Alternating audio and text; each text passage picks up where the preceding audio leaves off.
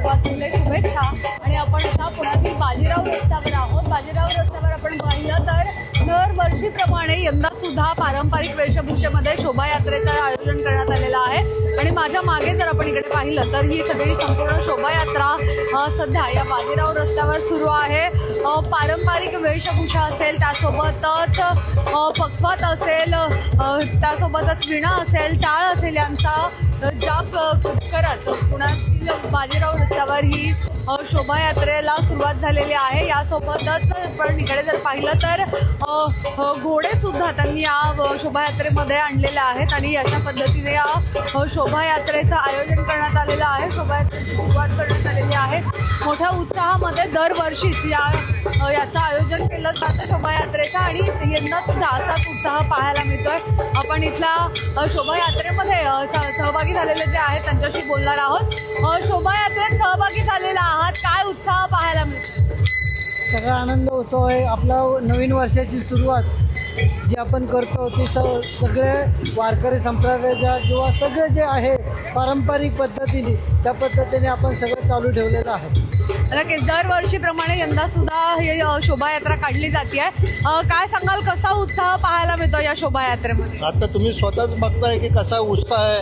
हिंदू नववर्षाच्या निमित्तानं ही जी शोभायात्रा निघते, वर्षानुवर्ष ही शोभायात्रा अशीच निघत असते. अतिशय चांगला उत्साह यामध्ये असतो. नक्कीच. तर असा शोभायात्रेमध्ये उत्साह या सगळ्यांकडून आपल्याला पाहायला मिळतो. तर यासोबतच मागे जर बघितलं तर शंखनाद केला जात आहे.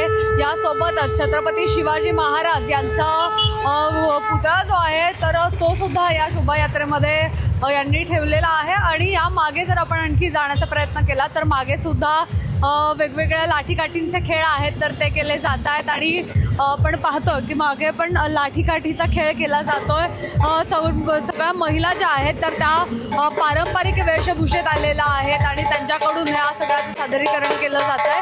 आपल्याला माहिती आहे की सर्वात हे पुणे शहर हे विद्येचं माहेरघर मानलं जातं. आणि त्यामुळेच हा आपला मराठी शाळांचा जो जाज्वल्य इतिहास आहे तर तो या पुण्यातून सुरुवात झालेला आहे. त्यामुळे आपण पाहिलं तर सावित्रीबाई फुले असतील, त्यासोबत महात्मा ज्योतिराव फुले असतील, यांना सुद्धा प्रतिकात्मक यांना तयार केलेला आहे आणि त्यांना सुद्धा इथे उभं केलेलं आहे. आपण पाहतो की लहान मुलींकडून सुद्धा लाठीकाठी खेळली जात आहे.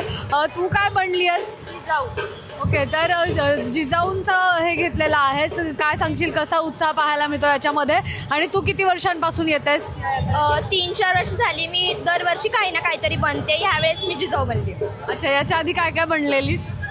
सावित्रीबाई फुले, परत मी लाठीकाठी प्रशिक्षणामध्ये होते, अजून बरेच काही काय बनले.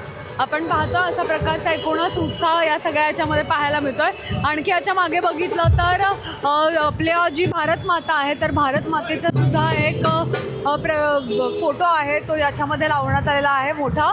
आणि एकूणच हा सगळा उत्साह दरवर्षीप्रमाणे यंदा सुद्धा आपल्याला या सगळ्या याच्यामध्ये पाहायला मिळतोय.